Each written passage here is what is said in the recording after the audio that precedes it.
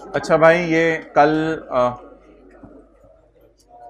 Test number assessment का जो test था उसके क्वेश्चन 1 की डिस्कशन हुई थी। कुछ बच्चे बरकत के लिए नहीं आए थे, फुल फ्लेज दिलो जान तन मन धन दे के आए थे और उन्होंने डिस्कशन भी की है और उन्होंने बैठे भी हैं शौक से। आज इंशाल्लाह 150 पर क्वेश्चन नंबर 2 उसका डिस्कस होगा और वो भी इंशाल्लाह अपलोड हो जाएगा। एक क्वेश्चन में रेजिडुअल वैल्यू की फिगर गलत माइनस की हुई थी, वो एक भाई ने बताया था, तो वो सोल्यूशन मैंने कल दोबारा अपलोड कर दिया था। ऑनलाइन में ऑलरेडी सही अपलोड हुआ हुआ है। अच्छा जी, वो वेबसाइट जो है adnanrauf.com वाली, उसमें ये जो यूज़र नेम है कुछ लोग हजरात अभी तक नहीं गए। FAR-2 में F स्मॉल है और आगे फिर FAR-2 में ये कैपिटल है, ये कैपिटल है। तो इस वेबसाइट पे डेली जाके नोट्स देख लिया करें ताकि आपको पता चले क्लास में क्या हुआ है। अच्छा, कल वाला ज़रा रिवाइज करते हैं फिर आगे चलते हैं। शुरू करते हैं कल वाले होमवर्क के सवाल की डिस्कशन से, फिर आगे चलते हैं।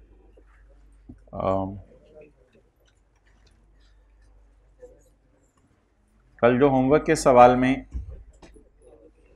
डेफर्ड टैक्स अकाउंट बना था आपका, उसका ओपनिंग बैलेंस एसेट का था या लाइबिलिटी का? एसेट का। और क्लोजिंग बैलेंस लाइबिलिटी का था। अब अगर कभी ओपनिंग बैलेंस एसेट हो, क्लोजिंग बैलेंस लाइबिलिटी हो, तो इस अकाउंट का नाम बनेगा, अब देखिए ना इधर जो उधर सवाल पूछ रहे थे, अब इस अकाउंट का नाम बनेगा deferred tax liability slash asset.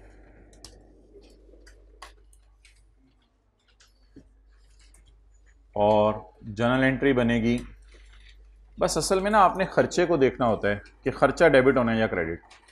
बाकी दूसरे अकाउंट का नाम एसेट है या लाइबिलिटी है, हमारी बला से, हमें उससे कंसर्न नहीं है। तो खर्चे को असल में देखना होता है कि खर्चा डेबिट करना है या खर्चा क्रेडिट करना है। तो इसलिए परेशान होने की ज़रूरत नहीं कि साल के शुरू में एसेट था, साल के एंड पे लाइबिलिटी होगी।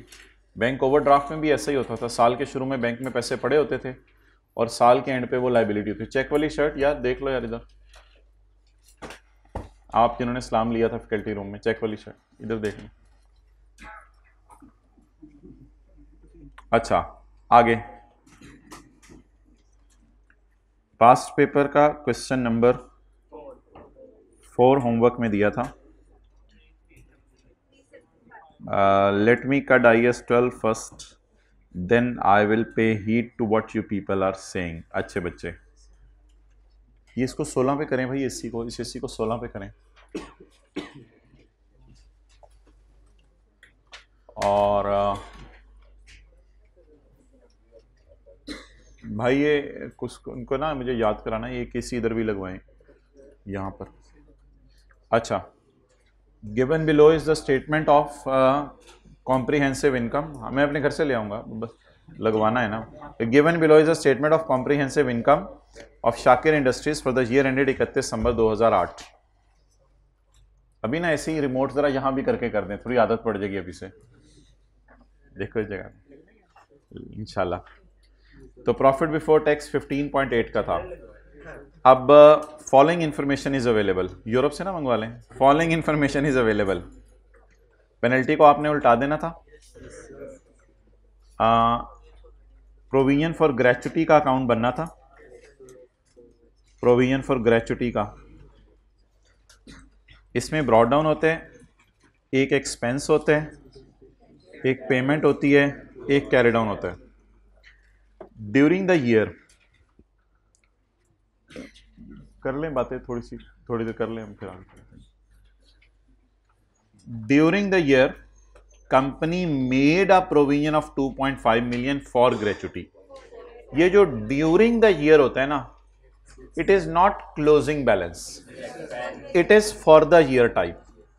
तो ड्यूरिंग द ईयर जो एम्प्लॉइज ने सर्विस दी उसकी वजह से 2.4 आया, and actual payments to outgoing employees is 1.6 जो रिटायर हो गए।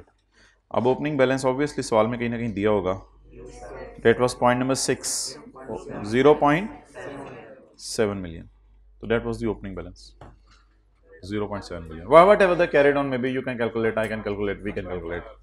इसको करंट टैक्स की वर्किंग में आपने उल्टा के इससे माइनस कर देना था और इसको कैरिंग अमाउंट में ले जाना था, टैक्स बेस जीरो हो जानी थी। छुट्टियां अच्छी गुजरी।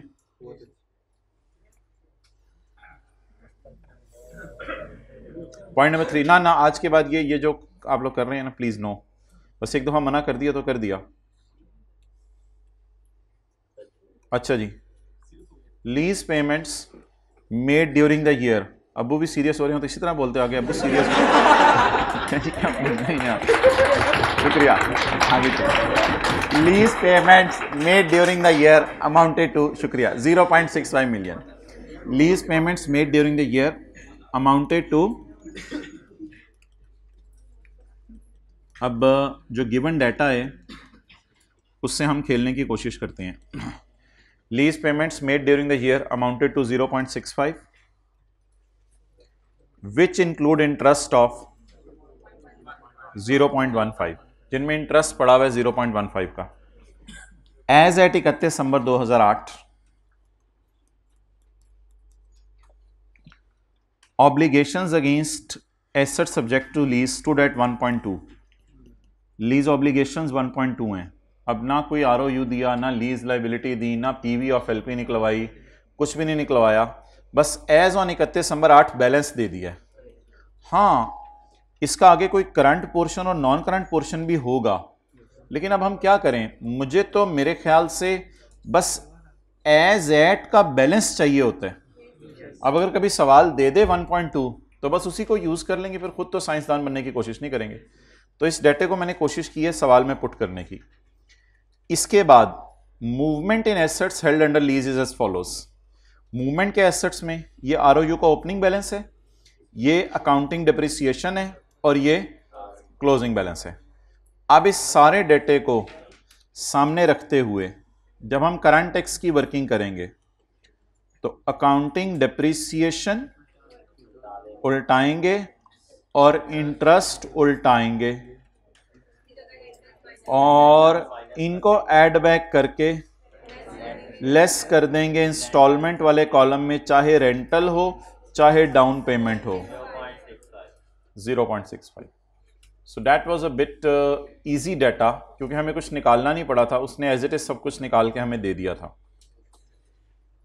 जब हम डेफर्ड टैक्स की वर्किंग में जाएंगे तो डेफर्ड टैक्स की वर्किंग में कैरिंग अमाउंट, टैक्स बेस, तो 2 कॉलम आगे और डलेंगे। इसमें आरओयू चला जाएगा 1.8, लीज लाइबिलिटी चली जाएगी 1.2। बाकी इंटरेस्ट पेएबल को शो करने की जरूरत नहीं है, सवाल में नहीं लिखा हुआ तो पे हो रहा होगा, बस पेएबल बिला वजह एज्यूम करने की जरूरत नहीं। हो सकता है साल के एंड पे रेंटल पे हो रहे हो। पेड क्या लिखा हुआ है? Payments made during the year which include interest, ठीक है। तो और इनकी टैक्स बेस 0 आनी थी जी। अब हाइब्रिड में पहली रो में माइक दे दें अगर स्टिल अनआंसर्ड है कोई चीज़, या क्लियर हो गया तो हाथ खड़ा कर दें। ओके, तो डेटे को ना कोशिश किया करें पुट करने की इंफॉर्मेशन में, जिस तरह हमने क्लास में इंफॉर्मेशन में पुट करते हैं, तो फिर इंशाल्लाह चीज़ें रेडीली अवेलेबल होगी। भाई को ले जाएं, भाई रिकॉर्डिंग ऑफ करें, भाई को ले जाएं हाइब्रिड में। कोई दोस्त इनका उधर मिसिंग है, मिसिंग रेंटल वर्किंग 0। अच्छा जी, ये बड़े मजे की एडजस्टमेंट थी। 0.5, capital work in progress as on year end include interest, यानी बैलेंस शीट में इंटरेस्ट पड़ा हुआ है। हाँ, वैसे पड़ा होना चाहिए। कभी कभी अगर एसेट को IAS 23 वाला है ना, तो ये टॉपिंग है या इसमें कोई जो क्या चीज है, एसेट का नाम नहीं बताया हुआ, एसेट की कॉस्ट भी उसने दी है या सिर्फ एसेट की कॉस्ट नहीं दी बल्कि सिर्फ लोन का इंटरेस्ट दिया है। हमने जो एक क्लास की थी उसमें 200 मिलियन था और 12 माइनस 5 7 मिलियन का इंटरेस्ट था। तो खाली इंटरेस्ट दिया है या एसेट की कॉस्ट भी दी है? Capital work in progress include interest. which have been capitalized in accordance with IAS 23. However, the entire interest is allowed under income tax ordinance. अब हम क्या करेंगे? Few minutes back, a student met. Last attempt के अंदर paper दिए थे, 3 दिए थे, 1 पास हुआ. करंट यार चुप ना. करंट अटेम्प्ट के अंदर 5 पेपर दिए, 5 पास हो गए.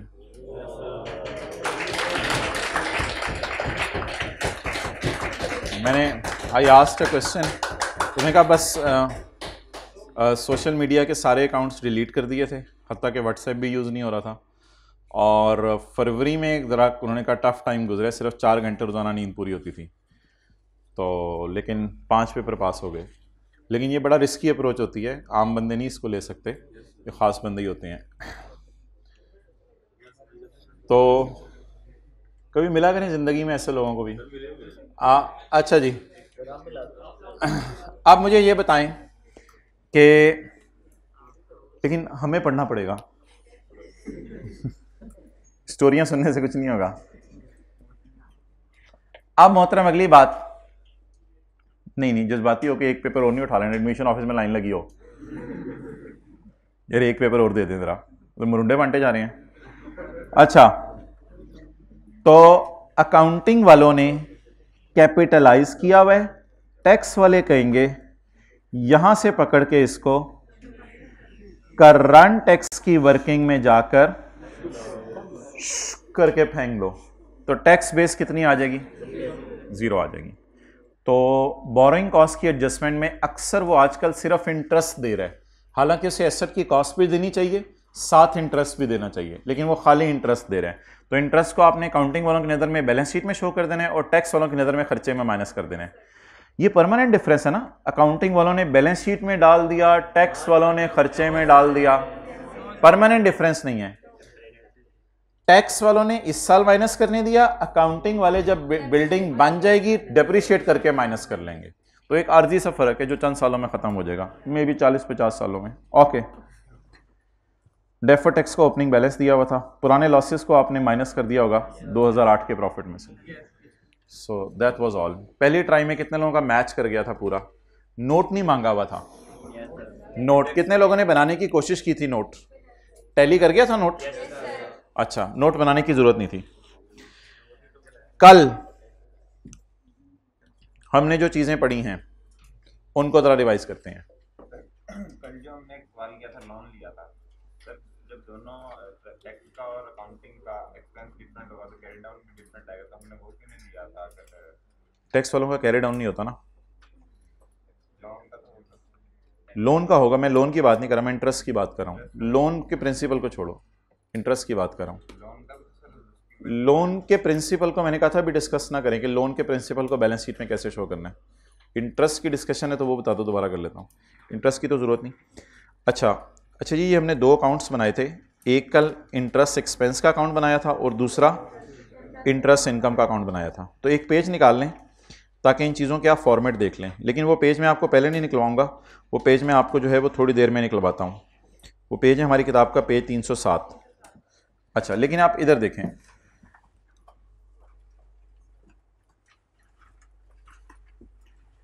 एक्सपेंस की एंट्री बताएं, एक्सपेंस डेबिट कैश क्रेडिट.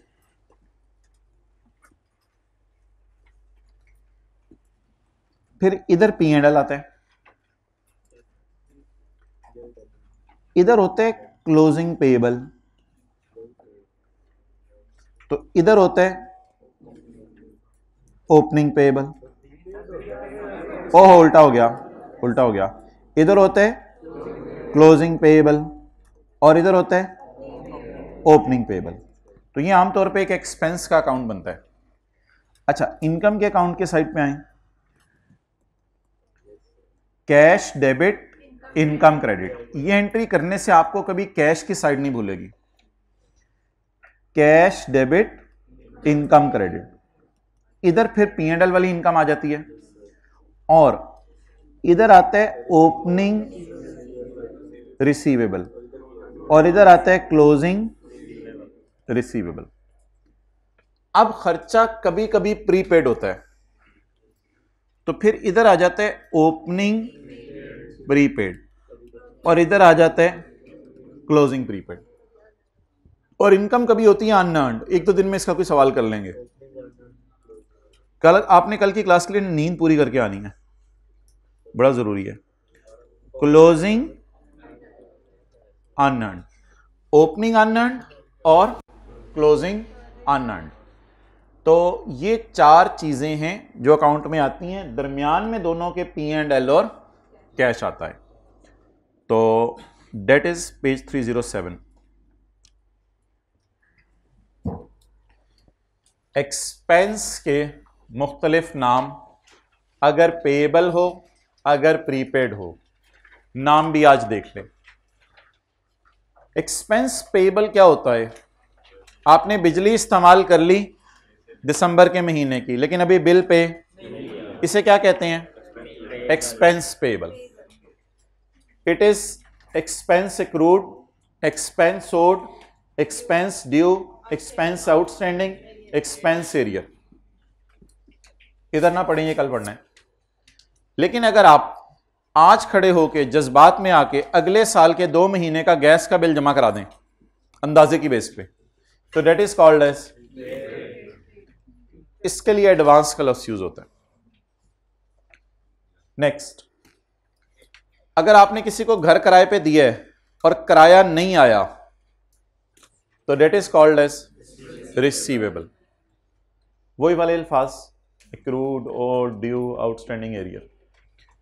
और अगर आपने किसी को घर किराए पे दिया है और उसने जज्बात में आके अगले सालों का किराया भी दे दिया है, तो that is called as unearned या एडवांस। कभी कभी डेफर्ड भी लफ्ज यूज होता है, डेफर्ड इनकम, यानी इनकम रिकॉर्ड हो गई है, सॉरी इनकम के पैसे आ गए हैं, डेफर करके P&L में डालनी है। ये जी 4 टाइप्स हैं। ये 4 अकाउंट टैक्स वालों की नजर में एग्जिस्ट करते हैं या नहीं, ये बता दें। Maybe yes, maybe no. अगर टैक्स वाले कैश अकाउंटिंग फॉलो कर रहे हैं तो ये 4 अकाउंट की टैक्स बेस 0 होगी, और अगर ये 4 अकाउंट एक्रूअल अकाउंटिंग टैक्स वाले फॉलो कर रहे हैं तो ये 4 अकाउंट एग्जिस्ट करेंगे। अच्छा जी, एक्सपेंसेस का अकाउंट कैसे बनेगा?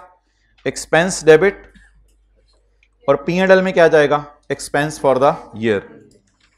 Opening payable, closing payable, opening prepaid, closing prepaid. And talk about incomes, cash debit, income credit, इधर P&L, opening receivable, closing receivable, opening unearned और क्लोजिंग अनअर्न्ड। ये सारी डिस्कशन हुई थी। अब कल का इंटरेस्ट एक्सपेंस के अकाउंट की फिगर्स मुझे जरा जुबानी बताएं क्या करनी थी। 1 पॉइंट कितनी थी इधर इंटरेस्ट एक्सपेंस की? पेमेंट कितनी थी? 2 थी ना पेमेंट्स। एक पेमेंट कितने की थी? 1 की, दूसरी 0.5 की, और closing liability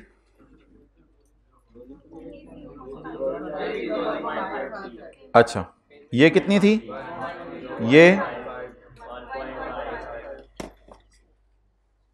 tax authorities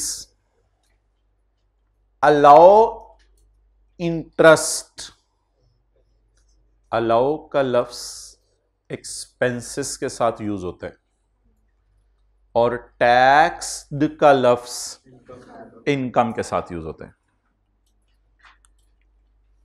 allow का लफ्ज, ये टैक्स वालों की नजर में बात कर रहा हूं, अकाउंटिंग वालों की नजर में, टैक्स वालों की नजर में। और इनकम्स के लिए क्या लफ्ज यूज होते हैं? Taxed. Tax authorities allow interest as deduction when paid, ये लिखा हुआ था कल। तो हमने अकाउंटिंग वालों का खर्चा उल्टा के, खर्चा कैसे उल्टाते हैं? ऐड करके, और टैक्स वालों का खर्चा माइनस कर दिया था। खर्चा कैसे रिकॉर्ड करते हैं? माइनस करके। अकाउंटिंग वालों की बैलेंस शीट में ये जा रहा था, टैक्स वाले कहते हैं कि हम कैश अकाउंटिंग फॉलो करें, तो कैश अकाउंटिंग में 4 अकाउंट एग्जिस्ट ही नहीं करते। इनकम वाली साइड पे आए, कैश कितना था? 1.5, क्लोजिंग रिसीवेबल इधर, the interest income is not taxed until received, लेकिन इसको तो हमने आसान कर लिया था ना, the interest will be taxed when received. इस लाइन से पढ़ के आपको क्या लगेगा कि टैक्स वाले कौन सी अकाउंटिंग फॉलो कर रहे हैं? Cash accounting. तो अकाउंटिंग वालों की इनकम कैसे उल्टानी चाहिए? लेस 2.25, और टैक्स वालों के मुताबिक इनकम कैसे रिकॉर्ड करनी चाहिए? ऐड 1.5। अब अकाउंटिंग वालों की बैलेंस शीट में ये चला जाना था, टैक्स वालों की बैलेंस शीट में ये अकाउंट एग्जिस्ट नहीं करता। अब कल की क्लास में हमने 1, 2, 3, 4 इन चारों चीज़ों की एक अखीर रिवीजन करनी है, तो उसमें आपने अपने माइंड की खिड़कियां जो है वो खोल के आनी है ताकि इनकी अच्छे तरीके से रिवीजन हो सके। आज की क्लास में हम एक प्रैक्टिस सेट का सवाल करेंगे जिसमें हम लॉसेस को डील करेंगे। लॉसेस, क्वेश्चन नंबर 26 से पता नहीं कौन सा है, क्वेश्चन नंबर 24, पेज नंबर इंशाल्लाह मैं आपको ना अभी बताता हूं, पेज 325, पेज 325। कोई जोश, जज्बा, अज़म, इरादे अपने बताते रहा करे फैकल्टी रूम के में आके कि सर मैंने नियत की है इस दफ़ा जो है ना लुट मचा दूंगा।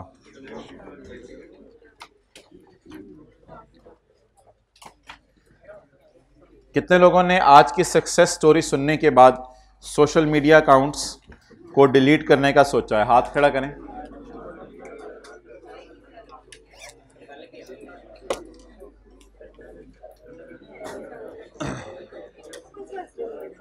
भाई खुदा के लिए सीरियस हो जाएं, वरना ऐसी भी स्टोरीज हैं कि पूरे कैफ में एक पेपर रहता है और 3 अटेम्प्ट से फंसा हुआ है। ऐसी भी स्टोरीज हैं। तो you have to be serious, you have to be serious, और किसी भी तरह से कोई गुंजाइश नहीं है किसी दिन क्लास वर्क, होमवर्क। असल में ना ऐसे ऐसे लोग आने लग गए हैं कि टेस्ट की डिस्कशन अपलोड हुई भी नहीं सुनते।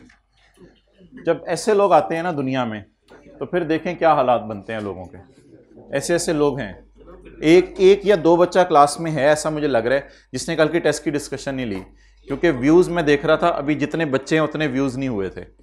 अच्छा जी, question 24, following data relates to ABC and, एक दो बच्चा जरूर मेरे ख्याल से क्लास में ऐसा है जिसने टेस्ट की डिस्कशन नहीं ली, मैं आप लोगों की बात नहीं कर रहा, एक या दो बच्चा कोई ऐसा है। Following data relates to ABC and company, cost of vehicle on 1 January 2001 is ₹1,20,000, depreciation on vehicle using the सीधा लकीर तरीका 3 साल, depreciation allowed by tax authorities using सीधा लकीर तरीका 2 साल।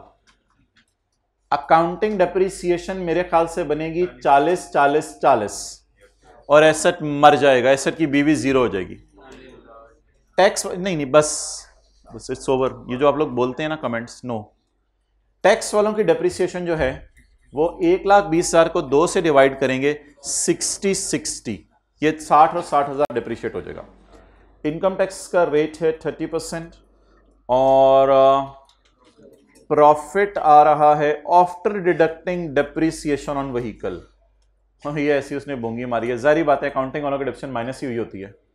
तो बोंगे ने बोंगी मारी और हमने सर ब्रैकेट में एक लाइन लिखी हुई थी, सर ये मेरे ख्याल से पता नहीं टैक्स वालों की डिडक्शन ना माइनस की हो उन्होंने। और भाई टैक्स वालों की डिडक्शन क्यों माइनस की होगी? उन्होंने कौन सी डिडक्शन माइनस की होगी? प्रॉफिट तक पहुंचते हुए कौन सी डिडक्शन माइनस होगी होती है? अकाउंटिंग। प्रॉफिट तक पहुंचते हुए, PBT तक पहुंचते हुए कौन सी वाली डिडक्शन माइनस होगी? अकाउंटिंग वालों की, अकाउंटिंग वालों की। ये टैक्सेबल प्रॉफिट लॉस लिखा हुआ या PBT? तो PBT तक पहुंचते हुए तो अकाउंटिंग वालों की डिडक्शन ही माइनस हुई होती है ना।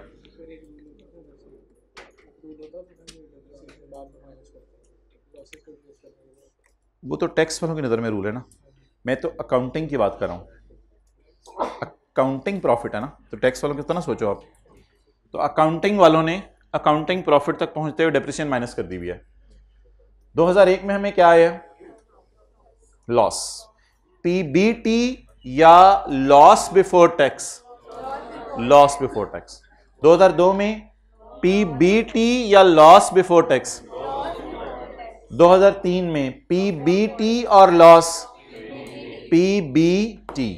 इस साल प्रॉफिट आया, इन दोनों सालों में लॉस आया।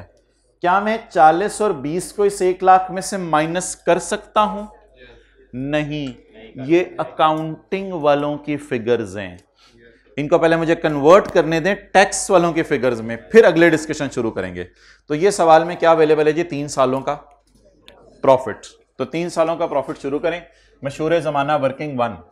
हाँ, आज के सवाल में शायद उसने रिक्वायरमेंट्स में मांगी हुई है टैक्सेबल प्रॉफिट और current tax. Requirement a, deferred tax balance as on. ये डेफर्ड टैक्स का टी काउंट बनेगा जो इसका एज ऑन है, या वैसे वो DTL/A की वर्किंग से भी एज ऑन निकल आएगा। Prepare P&L, prepare balance sheet and prepare a note. तो चलें जी, वर्किंग 1 की जगह फिर पॉइंट ए लिख लेते हैं, करंट टैक्स वगैरह निकालना है। पहला पेज, हाँ पहले से ही शुरू करो। करंट टैक्स,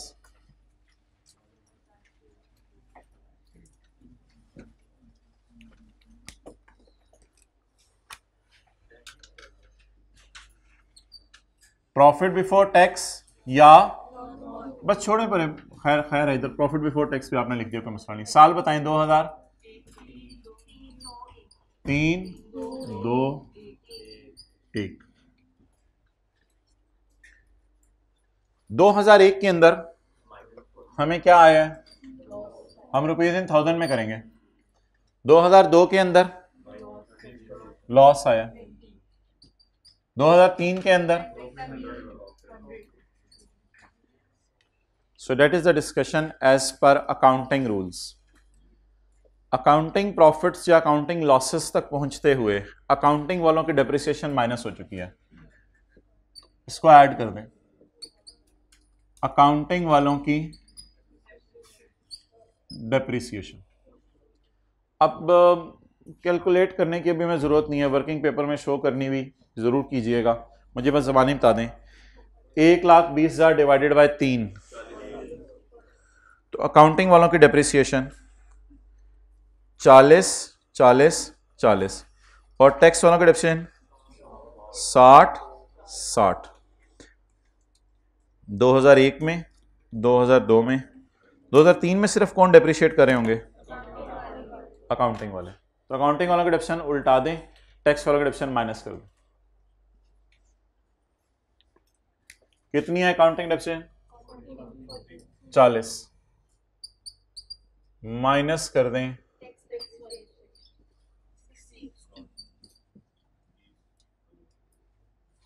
छोड़ने पड़े। अगले साल, उससे अगले साल एसेट कितने का था? 120 का। अकाउंटिंग वालों ने कितने साल में डेप्रिशिएट कर दिया? 3। टैक्स वालों ने कितने सालों में फुल्ली डेप्रिशिएट कर दिया? तीसरे साल टैक्स वाले क्यों नहीं डेप्रिशिएट कर रहे? क्योंकि तीसरे साल जो है फुल्ली डेप्रिशिएट हो चुका हुआ एसेट। अब ये फिगर्स निकाल दें। कैलकुलेटर्स आज सबके हाथों में हो। नहीं 60 तो नहीं होगा मेरे ख्याल से, -60 होगा, -60।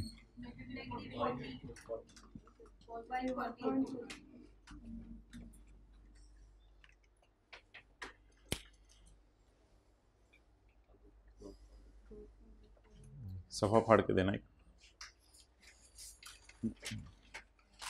बस, यहां तक नोट करें फिर आगे चलते।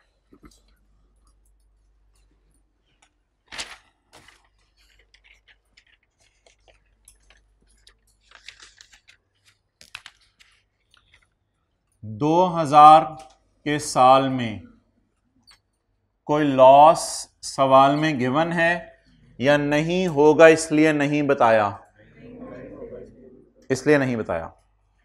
क्या कोई 2000 में लॉस था? जो मैं अटेंटिव रहे आज, क्या कोई 2000 में लॉस था जो मैं 2001 में उस लॉस और इस लॉस को जमा करके कहता मेरे पास लॉसा एज ऑन है? नहीं। अगर बिलफर 2000 में 1 रुपए का लॉस होता तो मैं कहता पुराना लॉस जमा हमारे साल का लॉस इज इक्वल टू लॉसा, अच्छा खासा लॉसा हो जाता। लेकिन ऐसा नहीं है, 2000 में कोई लॉस नहीं है। 2002 में फॉर द ईयर कितना लॉस आया? इस साल भी लॉस आया, पिछले साल का लॉस इस साल माइनस करना था, क्योंकि उम्मीद लगी हुई थी कि इस साल पॉजिटिव आएगा तो पुराना 60 माइनस कर लेंगे। अब उम्मीद लगी हुई थी कि इस साल पॉजिटिव आएगा तो पुराना नेगेटिव माइनस कर लेंगे, लेकिन उस उम्मीद पर पूरा H2O फिर गया, पानी फिर गया। अब इस साल के नुकसान 40, पुराने नुकसान, इसको इस साल ब्रॉट फॉरवर्ड करके आप मुझे आज तक के लॉसेस बताएं। 100। पिछले साल तो ऐसी कोई स्टोरी नहीं थी, तो बता दें 2001 का लॉस, मैं बोलता हूं 60, 2001 का लॉस, 2002 का लॉस, उसमें 2001 का लॉस डाल लें, लॉसा 100,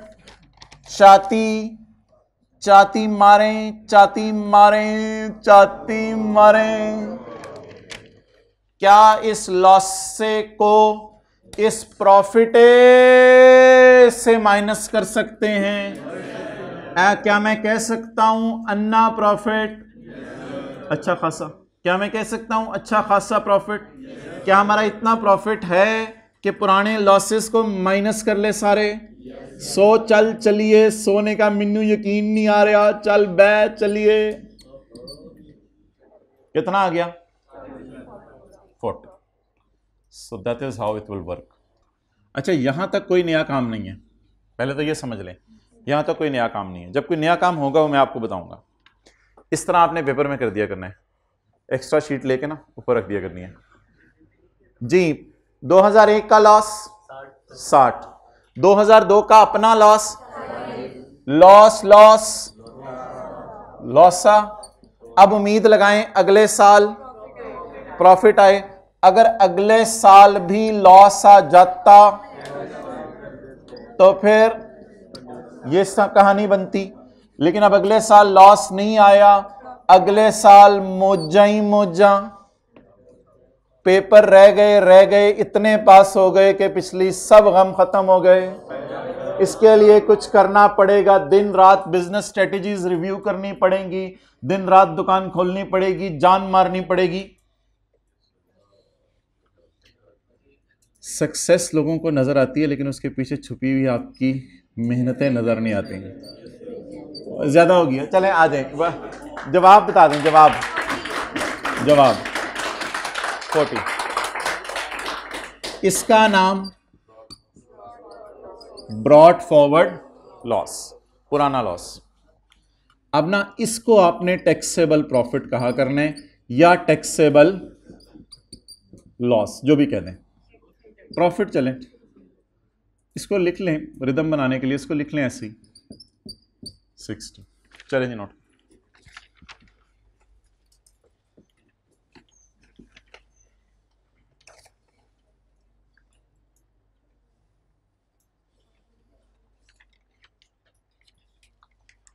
इससे जो अगला सवाल है ना वो आपने होमवर्क में कर लेना है।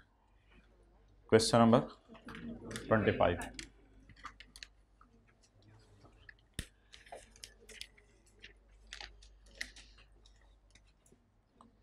एक भाई के बाल थोड़े माथे तक आ रहे थे, तो बजाय कि वो ऐसे करते उन्होंने ऐसे किया। ना ना ना ना ना, ना ऐसे ना किया। Tax at the rate of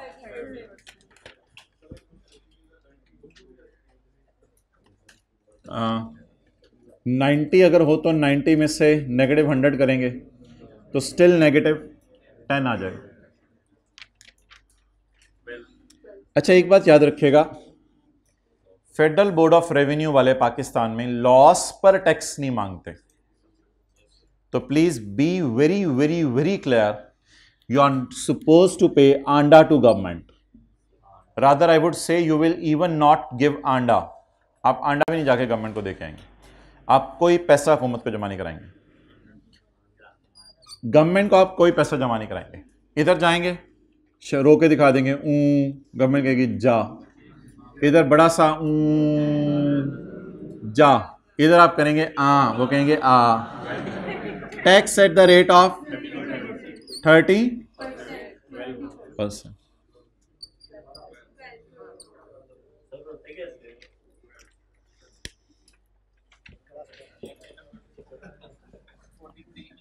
हंसने का ऑपोजिट लेक्चर 43 देख लें, उसमें है रोते कैसे हैं।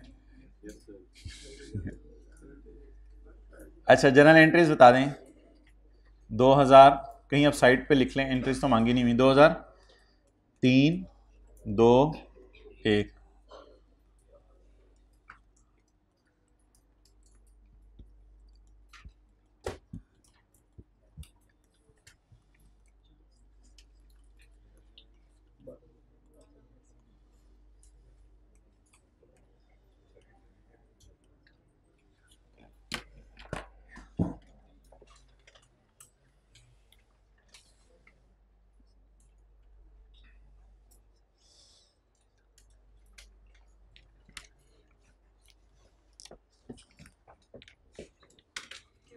रिक्वायरमेंट नंबर बी,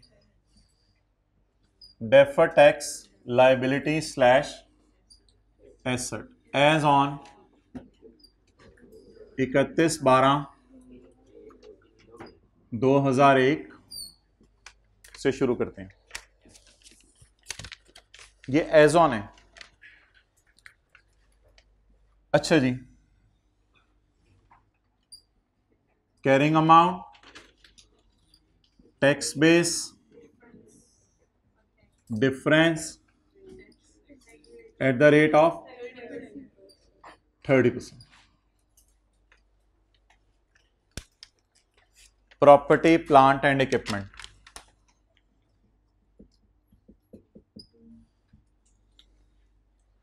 जी कितने का खरीदा था? 120 का। अकाउंटिंग वालों ने कितना डेप्रिशिएट किया? 40। टी काउंट बनाने की जरूरत नहीं है, फिगर्स आसान सी हैं, टी काउंट क्यों बनाना है?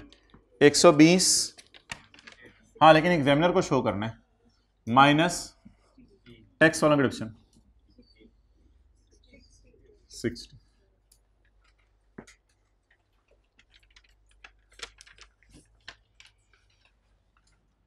अकाउंटिंग वाले फ्यूचर में कितना डेप्रिशिएट करेंगे? 60। माशाल्लाह, सुभान अल्लाह। अकाउंटिंग वाले फ्यूचर में कितना डेप्रिशिएट करेंगे? 80। और टैक्स वाले फ्यूचर में, इसकी वजह से अकाउंटिंग डेप्रिसिएशन बढ़ जाएगी तो टैक्सेबल प्रॉफिट बढ़ जाएंगे, तो टैक्स ज्यादा देना पड़ेगा। तो 20 का टैक्सेबल टेम्परेरी, इस पे रेट लगाएं जी। 6 की defer tax liability.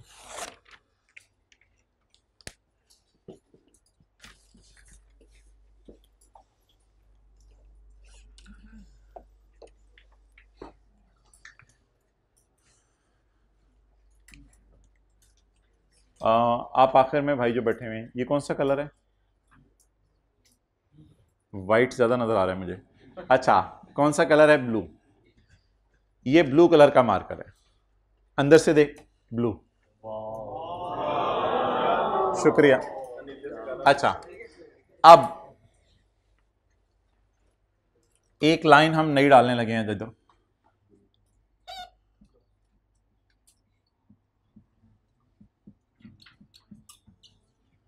Unused losses, बैठ जाओ। अनयूज्ड लॉसेस, और इस पे आपने मुझे बताना है लाइबिलिटी बनाऊं या एसेट बनाऊं। used losses. What is the loss for the year? 60. What is the loss as on? What is the loss for the year? What is previous loss? What is the loss as on? As on loss इधर लेके जाने, as on वाला. I repeat. What is the loss for 2001? What is the loss as on? What is the loss for the year? What is old loss? What is loss as on? इधर कौन से लेके जाने हैं? अच्छा, अब मुझे आप बताएं लॉस एज ऑन 31/12/1. ये आपकी आंखें आ रही हैं, दो कर लेते हैं. ये आपकी आंखें आ रही हैं, यहां आके आंखें गड़ गई. ये एज ऑन है, ये क्या है? For the year. कितना है? 60. इसको इधर लिखना है आप लोगों ने. अच्छा, इसका नाम मुझे बताएं, मैंने अनयूज्ड क्यों रखा है 2001 में? क्या ये लॉस प्रॉफिट के अगेंस्ट माइनस या यूज हो गया है या होगा? As on 31/12/1 it is to be used. लेकिन टू बी यूज तो अजीब सा लफ्ज होगा, इसके लिए लफ्ज यूज कर दें अनयूज्ड. इस साल भी अनयूज्ड है, इस साल भी. इस साल यूज हो गया. इस साल क्या हो गया? यूज हो गया. तो what is loss as on 31/12/1? To be deducted in future. To be deducted in, जब डिडक्ट होगा फ्यूचर में तो डिडक्टेबल टाइप चीज. तो जब डिडक्ट होगा तो हमें फायदा देगा. जब फायदा देगा तो फ्यूचर में टैक्स हमें सेव करके देगा. फ्यूचर में टैक्स हमें क्या करेगा? और कभी ना कभी सेव कर दिया है. देखिए, हमने कमाया था 140, ये साल प्योरली कमाया था, अच्छा खासा प्रॉफिट कमाया हुआ हमने 140, लेकिन हमें सेविंग की वजह से टैक्स बड़ा कम देना पड़ा, सिर्फ 40 पे देना पड़ा. तो as on 31/12/1 it is called as unused. It is not used, but it will be used in. अच्छा, फ्यूचर में ये 60 कभी ना कभी क्या होगा? अगर प्रॉफिट आ गया, अगर प्रॉफिट आ गया तो यूज हो जाएगा, माइनस हो जाएगा, डिडक्ट हो जाएगा फ्यूचर में. जब फ्यूचर में डिडक्ट होगा तो टैक्स सेव करके देगा. लेकिन ना स्टैंडर्ड कहता है इसको डिडक्टेबल टेम्परेरी डिफरेंस का नाम नहीं देना. स्टैंडर्ड कहता है इस पे डायरेक्ट डेफर्ड टैक्स एसेट बनाओ. यानी इसमें ना आपने ये नहीं करना carrying amount, tax base difference. Unused losses को बारों बार एसेट बना दिया करना है कि फ्यूचर में हमें सेविंग होनी है इंशाल्लाह. तो 60 को मल्टीप्लाई कर दें, यहीं रख के, अंदर रख के 30% से, और ये जगह डैश नहीं डालनी, खाली खाली खाली. कभी भी इसका नाम डिडक्टेबल नहीं रखना. हाँ, डिडक्टेबल है देखने में, बट स्टैंडर्ड की राय है बस इस पे सेविंग होनी है फ्यूचर में, तो इसका नाम रख दो डेफर्ड टैक्स एसेट. 6 3 बार 1.8 डेफर्ड टैक्स एसेट. चलें जी, टोटल करते हैं. 18 आ रहा है पूरा. चलें, पूरा 18.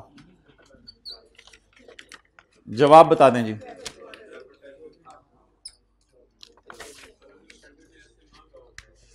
हाँ, नहीं नहीं नहीं नहीं, हो ही नहीं ना, वो डिस्कशन ही नहीं उसने की, क्योंकि उससे ये carrying amount tax based type चीज नहीं लगी, बैलेंस शीट टाइप चीज नहीं लगी, शायद इसलिए. चलें जी, 12. इसको क्लोज करें और अगला साल शुरू करेंगे. हाँ, अगर वो दे दे तो फिर ठीक है, सोचें आप. नहीं दे देगा तो कर लेंगे डिस्कस. अच्छा, इसमें ना एक चीज़ वैसे है, आने वाले दिनों में हम पढ़ेंगे. कभी कभी कभी खुदा ना खास्ता ऐसा हो सकता है सवाल लिख दे कि अगले 1-2 सालों में हम बिजनेस बंद करने लगे हैं क्योंकि लॉसेज आ रहे हैं और हमें फ्यूचर में कोई प्रॉफिट्स आने की उम्मीद नहीं है. फिर हम ये ब्लू वाली लाइन इग्नोर कर दिया करेंगे, लेकिन फिर सवाल में वाज़ेह एक लाइन लिखी हुई होगी कि बिजनेस को लॉस आया 60 का, बिजनेस ने सोचा है कि अगला साल ट्राई करता हूं, लेकिन आना लॉस ही है, पता है उनको भी, तो उनको उम्मीद ही नहीं है प्रॉफिट होने की, उम्मीदें ही खत्म हो गई हैं। अब अगर आप इसको एसेट बना भी लोगे तो फ्यूचर में आपको फायदा नहीं होना। तो ऐसी भी चीज हम पढ़ेंगे, we will prohibit the recording of deferred tax asset. लेकिन फिलहाल इस सवाल में कोई ऐसी लाइन नहीं लिखी हुई, इसलिए उस साइड पे ना जाएं। जब भी कभी जिंदगी में लॉस आ जाए तो इंशाल्लाह उम्मीद क्या होती है, बाय डिफॉल्ट कभी ना कभी फ्यूचर में जब प्रॉफिट आएगा तो ये फिगर माइनस होगी, माइनस हो गए हमें टैक्स क्या करके देगी, फ्यूचर में सेव करके देगी। अगला साल तो आसान है, आप कर लेंगे। DTL / A as on 31 December 2002, carrying amount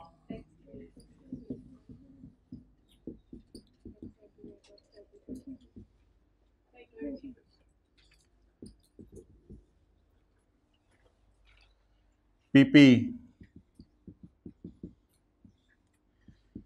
120 -40 -40। हाँ, ऊपर वाले 80 में से माइनस कर सकते हैं 40, वो भी कोई मसला नहीं। मैंने कॉस्ट में से कमल एडप्शन माइनस कर दिया, और 120 -60 -60।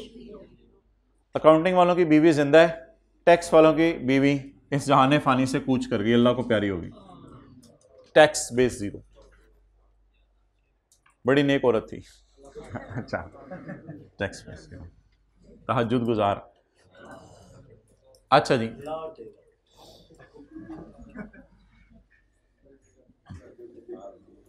बस ना, बस बस बस, फिर हक ने अपनी अपनी डिमांड शुरू कर देनी। आगे जी, फ्यूचर में अकाउंटिंग वाले कितना डेप्रिशिएट करेंगे और टैक्स वाला डेप्रिशिएट? जब अकाउंटिंग वालों की डेप्रिशिएशन बढ़ जाएगी तो फ्यूचर में टैक्सेबल प्रॉफिट ज्यादा आएंगे, तो that is TTD, taxable temporary. Rule 1 जी बोलें।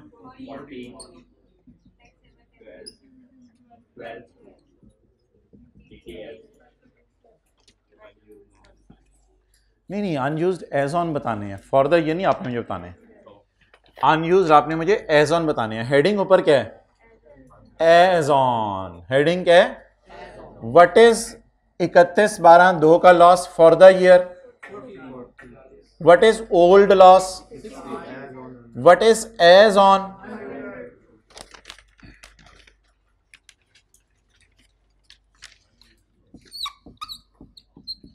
अनयूज्ड लॉसेस, और ऊपर से मिला के पढ़ें एज ऑन 31/12/2002।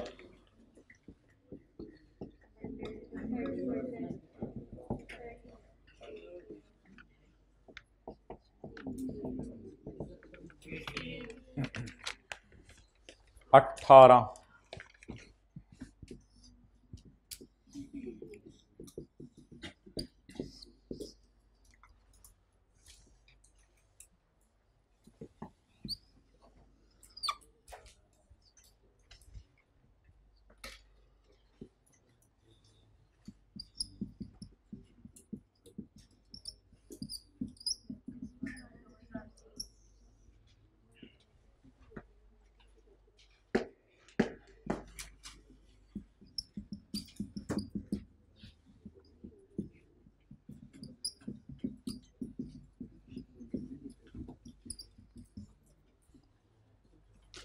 उनकी बीवी तो पहले ही मर चुकी। अब हम अपनी अकाउंटिंग वालों की बीवी को देखते हैं।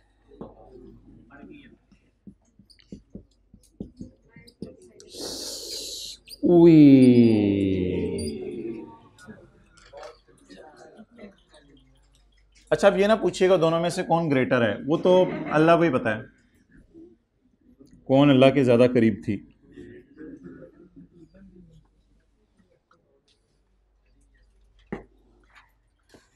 $120 का खरीदा था ना, पहले साल 40 डेप्रिशिएट हुआ, दूसरे साल 40, तीसरे साल 40। ये दिन भी देखना था ना। आगे जी, एज ऑन 31/12/3 देयर इज नहीं अनयूज्ड प्रॉफिट तो कोई लस्ट नहीं होता, यानी कि प्रॉफिट ने अब अगले साल इसने यूज होना है, ये तो अनयूज्ड प्रॉफिट, इसका कोई कॉन्सेप्ट नहीं है। प्रॉफिट पे जो भी था टैक्स दे दिया आपने फौरन, there is no concept of unused, नहीं अनटैक्स्ड नहीं, it is taxed, it is taxed. इसलिए प्रॉफिट को कुछ नहीं करना, बस देयर इज नो, इसका आप टोटल कर दें 0। चलें जी, टी काउंट बनाएं।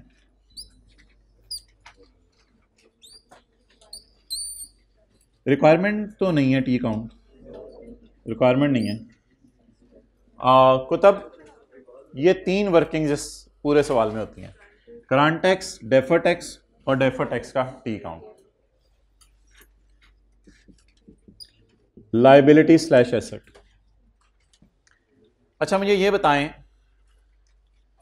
कि 2003 का कैरी डाउन, इधर आना है, एसेट है, 3 का कैरी डाउन, 2 का कैरी डाउन और 1 का कैरी डाउन, ये 3 ही कैरी डाउन है।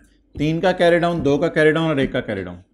लेकिन 2000 का कैरी डाउन क्या था? 31/12/2000 का कुछ भी नहीं था, इसलिए कि हमने एसेट ही कब खरीदा? हाँ, हमने एसेट ही 1 जनवरी 1 को खरीदा। तो अब लिखें ब्रॉड डाउन मिसिंग है 1 जनवरी 1 का, लेकिन 0 लेंगे, क्योंकि हम कोशिश करके निकाल भी लें तो पिछले साल एसेट ही नहीं है। ब्रॉड डाउन मिसिंग है डेफर टैक्स का, लेकिन 0 लेंगे क्योंकि एसेट इस साल खरीदा। मैंने वैसे कहा था 0 नहीं लेना, निकालने की कोशिश करनी है।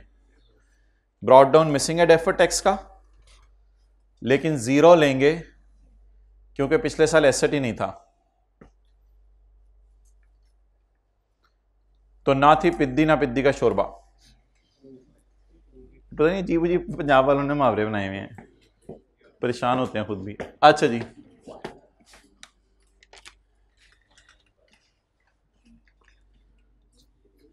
अब ब्रॉड डाउन लें 1 जनवरी 2001 ब्रॉड डाउन। वैसे आपने पूरी एफर्ट करनी है, कोशिश करनी है निकालने की, लेकिन अगर नहीं तो फिर ना सही।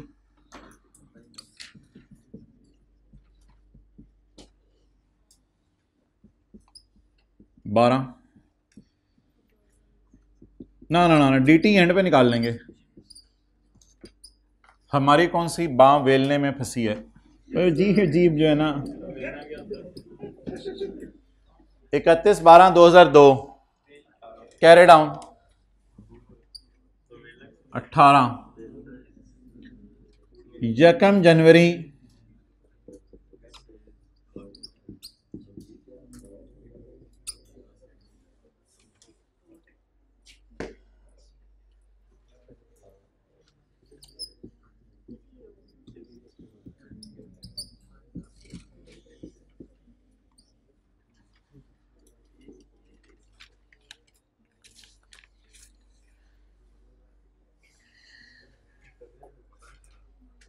बैलेंसिंग निकालना है डेफर टैक्स एक्सपेंस।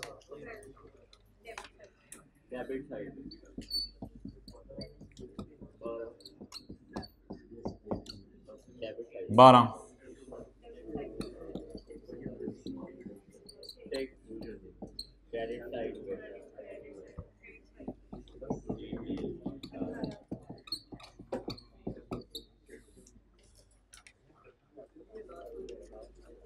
लास्ट में कैरी डाउन, जहां मर्जी लिख दो, बस 0 है।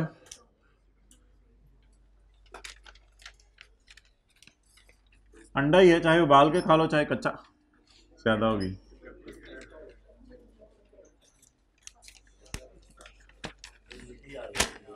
अजीब बात ना करो, कल वैसे भी सबने नहा के आना जुम्मे।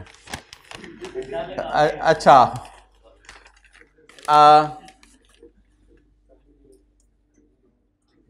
नोट, चलो कम से कम आप लोगों को इतना तो पता है यहाँ पे क्या बनता है, नोट बनता है। ये रिक्वायरमेंट कौन सी है?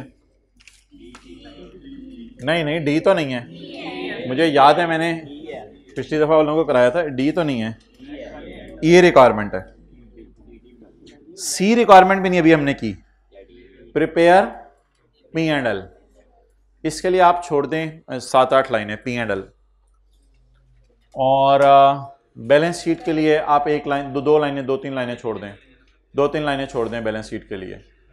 अगर कुछ जो करना हो वो फिर खुद कर लिया करो ना, सबको तो ना बताया करो कि ये कर लेंगे तो वो कर लेंगे। Point E, prepare a note on taxation. अगर रिकॉन्सिलेशन ना लिखी हो तो फिर भी बना दिया करें बाय डिफॉल्ट, एंट्रीज करवा दें।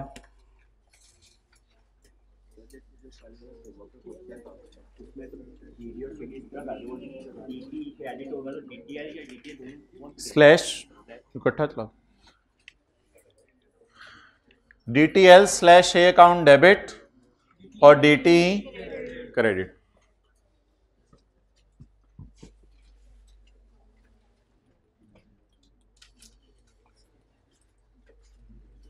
उल्टी अगले साल भी खर्चा उल्टाना है, DTL slash A debit DTE credit, और आखिरी साल DTE डेबिट और ये वाला अकाउंट क्रेडिट। ये वाला अकाउंट अब जो भी है,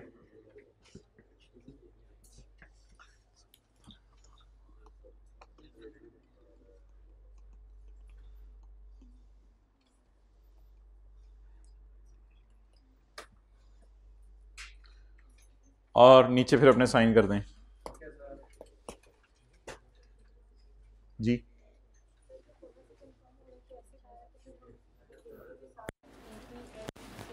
ना लिखें DTL, ना लिखें हर जगह, अगर ऐसा है तो DTA लिख दें खाली, चलेगा ये भी, भागेगा दौड़ेगा।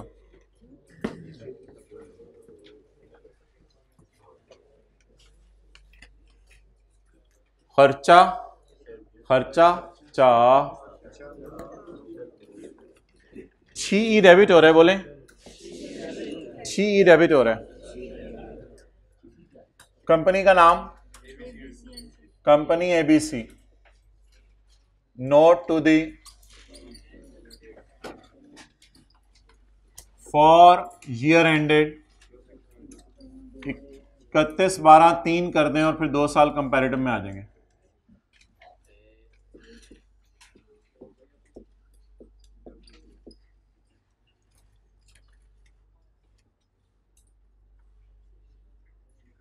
टैक्स एक्सपेंस नाम रखें,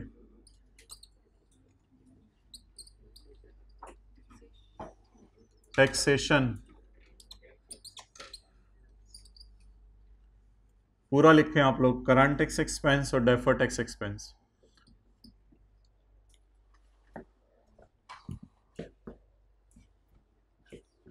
खर्चा ओ 12, लेकिन देखें हर जगह TE डेबिट हो रहा है।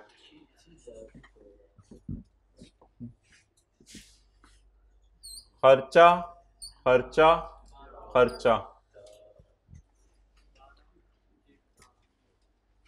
ये थोड़ी थोड़ी देर बाद आप लोगों को होता है, थोड़ा सा कंट्रोल कर लिया करें इसको क्लास में। आगे चले खर्चा उलट रहा है, बूथा इधर, खर्चा उलट रहा है, खर्चा उलट रहा है, खर्चा बुक हो रहा है, उलट रहा है खर्चा -12,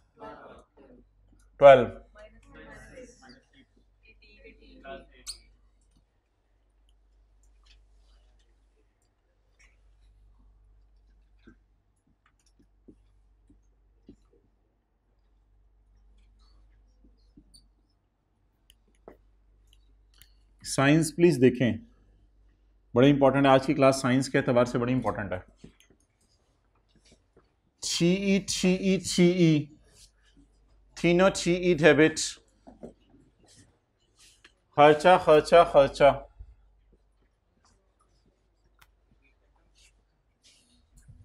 रिपीट करना नहीं, रिपीट करें, मैं सारू नहीं करूंगा। TE credit TE credit TE debit, खर्चा उलट रहा है, खर्चा उलट रहा है, खर्चा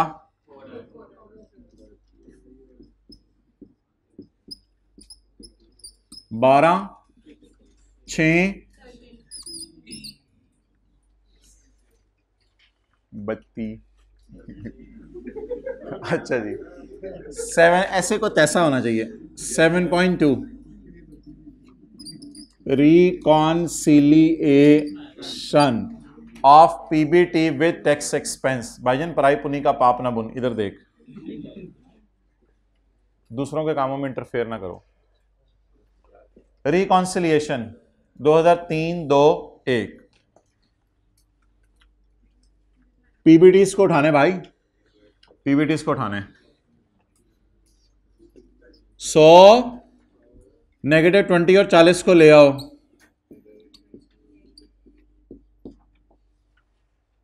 सीट बेल्ट पहना दे इनको। ढस ढस ढस। रोने की आवाजें आ रही हैं सवाल से।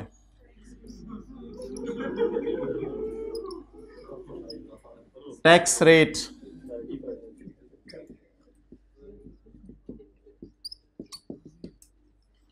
30%। अब एक बार याद रखिएगा, कैलकुलेटर पे वही साइन रखना है आपने जो साइन आपको नजर आ रहा है। जो साइन आपको नेकेड आई से नजर आ रहा है वही साइन आपने रखना है। -20 मल्टीप्लाइड बाय 30%।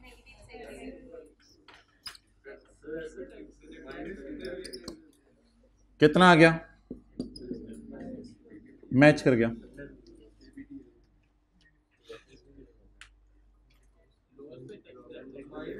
नहीं, लॉस पे टैक्स नहीं है।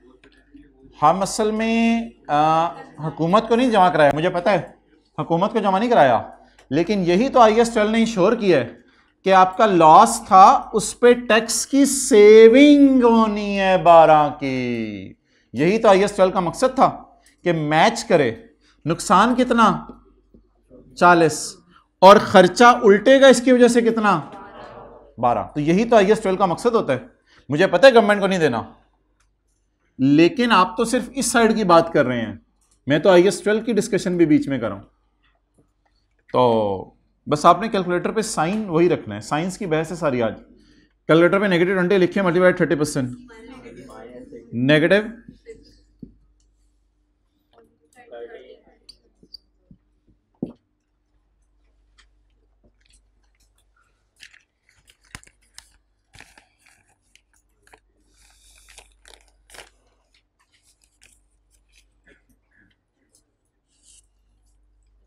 जी।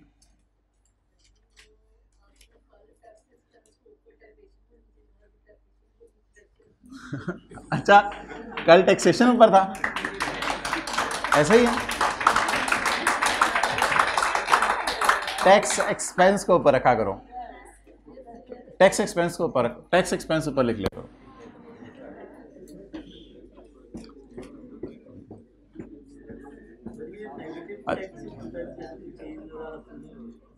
इट इज आज हमें कितना नुकसान आया है,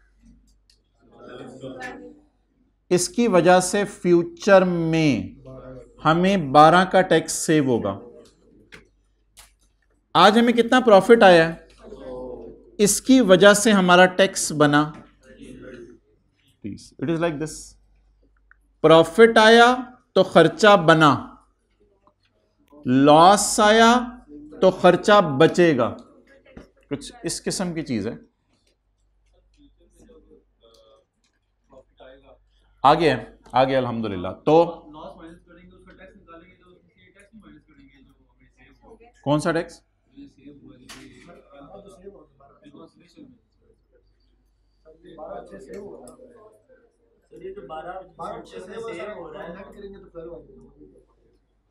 हाँ ये 12 की सेविंग है।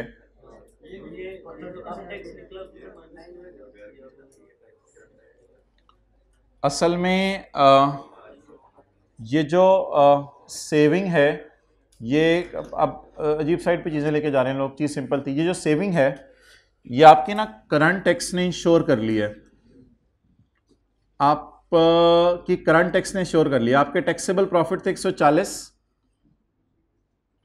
उस पर आपने 140 पे देना था 30%, वो बहुत बड़ी अमाउंट थी। वो सेविंग शायद यहाँ हो गई है, ये 100 माइनस करके। जिस सेविंग को आप ज़बरदस्ती कुछ करवाना चाह रहे हैं वो करंट टैक्स में हो गई है। तो कीप द थिंग सिंपल। अच्छा, अगली चीज़ बताएं जी, रिक्वायरमेंट नंबर डी। नहीं, इनकम स्टेटमेंट अभी छोड़ो, बैलेंस शीट। आज तक अभी बैलेंस शीट नहीं बनाई। बैलेंस शीट में पीपी का कैरी डाउन तो जाएगा, मैंने सिर्फ आपसे पूछा डेफर्ड टैक्स का बैलेंस। बैलेंस शीट में कैरी डाउन क्या जाएगा? आज तक कभी बैलेंस शीट नहीं हमने बनाई। जरा सोचें क्या जाएगा, क्या जाएगा भाई? ये जाएगा 12 और 0। तो आगे लिखें रिक्वायरमेंट डी के आगे कि डेफर्ड टैक्स का टी काउंट का कैरी डाउन। बैलेंस शीट में क्या जाया करेगा? डेफर्ड टैक्स का टी काउंट का कैरी डाउन। चलें जी बैलेंस शीट बनाते हैं। रिक्वायरमेंट नंबर डी,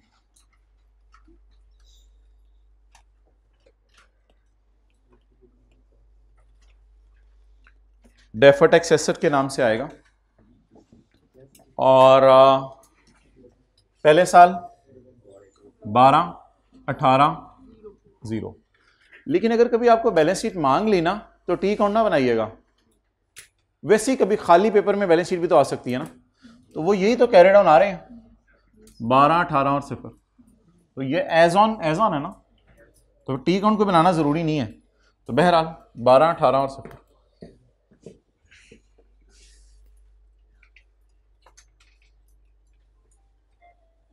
जी क्या चीज?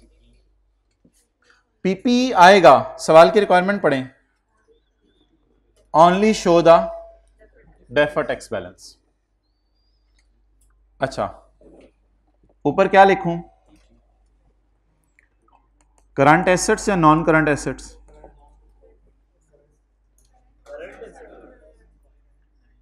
अच्छा, यहां आके ना जो दुनिया के स्टैंडर्ड्स हैं उन्होंने अपने हाथ खड़े कर दिए। IAS 12 में आके ना इनकी तोती बोली है और इसने कहा है कि भाईजान बस IAS 12 में हम करंट नॉन करंट की बाइफर्केशन स्टैंडर्ड कहते नहीं किया करेंगे।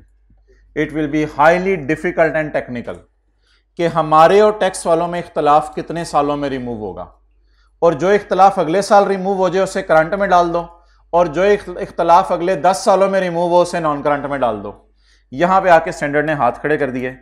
इसलिए हमें इस बहस में जाने की जरूरत नहीं है कि ये करंट होगा या नॉन करंट, बल्कि स्टैंडर्ड में लिख दिया भाईजान इन चक्रों में आप ना पढ़ो। और एनुअल रिपोर्ट किधर नजर आ रही है? Annual report 2019। तो आप किसी भी कंपनी की फाइनेंशियल स्टेटमेंट्स देखेंगे ना तो आपको डेफर्ड टैक्स एसेट्स में तो नजर नहीं आ रहा इनके नॉन करंट, फिर नॉन करंट लायबिलिटीज में होगा। तो there is no current portion concept. अगर लायबिलिटी है तो नॉन करंट, और अगर एसेट है तो non current. There is no तसव्वुर ऑफ करंट। तो लिखें जी डेफर्ड टैक्स हमेशा नॉन करंट में शो होगा। ये शायद अकाउंटेंट्स ने काम चोरी की है और अपना टाइम सेव किया है, जुगाड़ लगाया है।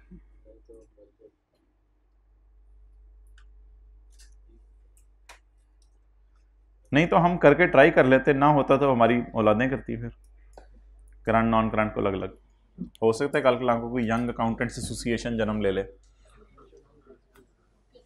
बना दो दूसरा पार्ट।